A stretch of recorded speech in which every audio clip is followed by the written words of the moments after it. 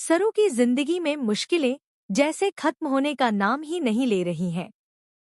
एक के बाद एक उसके सपनों पर चोट की जा रही है।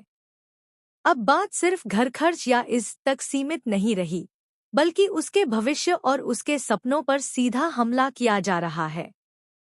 कॉलेज की फीस, जो सरू के लिए आगे बढ़ने की आखिरी सीढ़ी है, अब उसी फीस को छीनने की साजिश रची जा रही है। अनिका के चेहरे पर जलन और नफरत साफ दिखाई दे रही है। वह सरू को तोड़ने का कोई मौका नहीं छोड़ना चाहती। पहले उसने सरू से घर खर्च छीन लिया, फिर उसका वजीफा, और अब उसकी बारी थी उसके सपनों को कुचलने की। अनिका जिया को उकसाती है और सरू के कमरे से कॉलेज की फीस के पैसे चोरी करवा लेती है। पैसे हाथ में आते ही अनिका के चेहरे पर एक खतरनाक मुस्कान फैल जाती है। वह खुद से कहती है कि अब देखना, सरू को कॉलेज से निकालकर ही दम लूंगी।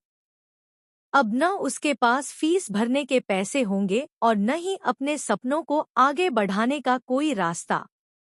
अगले दिन जब सरू और फुला कॉलेज पहुंचती हैं, तो उन्हें अंदाजा भी नहीं होता कि उनके लिए कितना बड़ा अपमान इंतजार कर रहा है।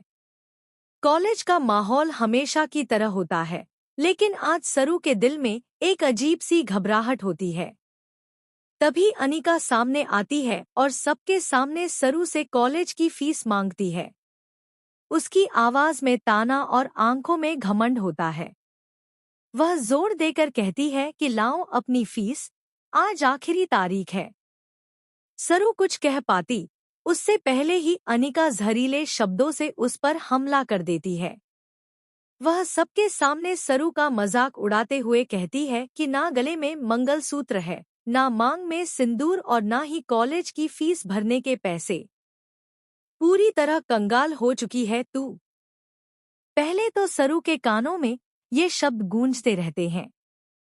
फुला का दिल भी टूट जाता है, लेकिन सरू खुद को संभालती है।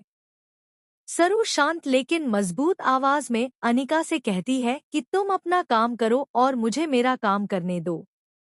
लेकिन अनिका को यही सुनना मंजूर नहीं था। वह सरू के हाथ में कॉलेज का लिविंग सर्टिफिकेट थमा देती है और तिरस्कार से कहती है कि अगर फीस नहीं भरी है तो इस कॉलेज से निकल जाओ। कॉलेज का एग्जिट उस तरफ है। आज के बाद इस कॉलेज में तुम्हारा कोई काम नहीं है।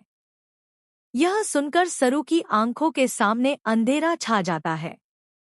जिस कॉलेज को उसने अपने सपनों की सीढ़ी माना था,